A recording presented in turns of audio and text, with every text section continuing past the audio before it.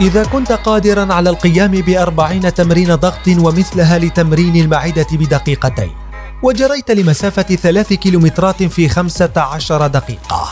ربما سيكون مرحباً بك في هذه الفرقة العسكرية القتالية، لتبدأ بعدها رحلة شاقة من التدريبات القتالية تنتهي بك لتكون مقاتلاً في الفرقة 999 أعتى وحدة عسكرية مصرية، حيث تجوب الصحاري ماشياً أو راكضاً، وتغوص في أعماق البحار، وتقفز من ارتفاعات شاهقة لتنفيذ عمليات عسكرية هي الأعقد والأكثر صعوبة، باستخدام أسلحة متطورة. يشترط لأن تكتسب شرف حملها أن تصل لدقة تصويب 100% دون هامش خطأ. هي كلها مواصفات من يريد أن يكون فردا من الفرقة التي باتت بين أخطر قوات الوحدات الخاصة بالعالم، بحسب تصنيف موقع بيزنس إنسايدر الأمريكي المتخصص. إذ لطالما سمع الناس بهذه الفرقة المرعبة دون أن يروها، بسماع أنباء مثل العملية الانتقامية ضد تنظيم داعش في ليبيا بعد قتل التنظيم عددا من المصريين، ليكون الرد بقتل عشرات القادة من داعش وأسر وشحن كثيرين منهم إلى مصر. وظل الحال عليه بإحاطة هذه الفرقة بالسرية، حتى كشفت القوات المسلحة المصرية لأول مرة عن وحدة 999 قتال خلال تنفيذها عدد من المهام ضمن المناورة الاستراتيجية قادر 2020. نمور مصر. في عام 1978 تأسست الوحدة 999 قتال ضمن تشكيلات الجيش المصري، ويعتبر اللواء نبيل أبو النجا هو مؤسس أول مجموعة قتالية بالفرقة، لتغدو وحدة عمليات خاصة نخبوية للصاعقة خلف خطوط العدو، وتنفذ عملياتها في وقتي السلم والحرب، وتعد أقوى الوحدات الخاصة المشتقة من الصاعقة، إذ تختص في المهام القتالية شديدة الحساسية والخطورة، حتى بات يطلق على عملياتها اسم رحلات جهنم، وأصبحت مع السنين أكبر حجما وأكثر توسعا من زميلتها الوحدة 777 المختصة بمهام مقاومة الإرهاب الدولي والاقتحام وتحرير الرهائن. إلا أن الفرقة 999 تساعد في بعض الأحيان الفرقة 777، كونها تعتمد على رجال ذوي قدرات خاصة لا يتوفرون بفرق أخرى، بعد أن تجاوزوا مرحلة تدريبات الصاعقة العادية التي تشمل أكل الثعابين والسحال والفئران، إضافة لتدريبات بدنية وذهنية عسكرية غاية بالصعوبة، ما يجعل مقاتلي الوحدة 999 مسؤولين عن تنفيذ المهام شبه المستحيلة حتى خارج فرقتهم. وجراء تصنيف العمليات الخاصة للوحدة 999 تحت بند السرية، تأخذ أوامرها مباشرة من وزير الدفاع أو رئيس هيئة الأركان أو قائد قوات الصاعقة، حتى أن عدد أفرادها وأطقمها غير معروف بدقة.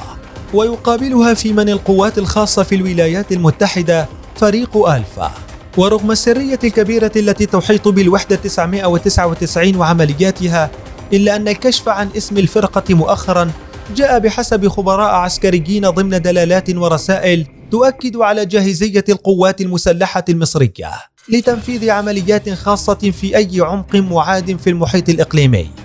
كما كشفت مصر قبلا عن عملية واحدة لهذه الوحدة عندما نفذت عملية إنزال في درنا شرق ليبيا أثناء العمليات العسكرية المصرية ضد تنظيم داعش، الذي قتل 21 مصري في ليبيا وبث الجريمة بتسجيل مصور، ليأتي الرد المصري بتنفيذ الطائرات ضربة جوية كبيرة. تبعها تنفيذ الوحدة 999 عملية إنزال على معسكر كريم الوهداني الذي تسيطر عليه الجماعات المتطرفة في ليبيا، حيث كان يتابع العملية الرئيس المصري عبد الفتاح السيسي من مبنى العمليات العسكرية في المنطقة الغربية العسكرية للوحدة 999 التي هبطت من السماء على عناصر تنظيم داعش لتقتل بعد اشتباكات قصيرة وعنيفة 66 مقاتلا من داعش، قبل أسر 20 مسلحا من بينهم أحد قيادات داعش في شمال إفريقيا، ليتم شحنهم إلى مصر عن طريق 4 طائرات هليكوبتر، بينما اقتصرت خسائر الوحدة على قتل أحد أفراد الوحدة وإصابة 2. كما سرب الإعلام المصري بعض عمليات الوحدة 999 وبينها الحفاظ على منظومة الأمن القومي المصري أثناء فترة ثورة 25 من يناير، والانتشار في سيناء بصورة كبيرة لمواجهة المجموعات المتطرفة، إضافة إلى تأمين المناطق الحيوية والأهداف الاستراتيجية مثل المتحف المصري والمجرى الملاحي لقناة السويس، لتكتسب الوحدة 999 قتال بعدها لقب نمور مصر، خاصة مع التسليح المتطور لكل مقاتلي وحدة القتال 999، بحيث تبرز البندقية الهجومية الأمريكية M4A1 والسويسرية كوموندو SIG SG 552 المزودة بمنظار من طراز EOTech 558 من الفئة هولوغرافيك، مع عدسة تكبير بقوة X3 من طراز G33 لتكوين منظومة التصويب الهولوغرافي الهجينة. كما تمتلك الفرقة 999 قتال خوذات من فئة MICH طراز Fast XP، وتتمتع بوزن خفيف نتيجة استخدام ألياف الكربون والبولي إيثيلين والأراميد، ما يوفر حماية كبيرة للمقاتل من المستوى A3 بتحملها لطلقات عيار 9 ب 19 ملم، إضافة لطلقات البنادق الهجومية في المديين المتوسط والبعيد. ويتم تزويد هذه الخوذ بنظام الرؤية الليلية أحادي الصمام ديانا M40، بينما يتزود مقاتل الوحدة بالدرع الواقي من الرصاص طراز MBC 001، ويوفر حماية بمستويات متعددة بناء على مستوى صفائح الحماية بداخله، إضافة لتوفيره حماية لمنطقة الأجناب في جسد المقاتل. ويتمتع بنظام مول ذو تغطية 360 درجة لتسهيل إضافة أي جيوب إضافية للذخائر وأنظمة الاتصالات وغيرها، فيما تبقى أسلحة وتجهيزات أخرى لدى الوحدة محاطة بالسرية المطلقة. وأنت هل تعرف قوات خاصة عربية تنفذ عمليات تشابه عمليات الوحدة 999 المصرية؟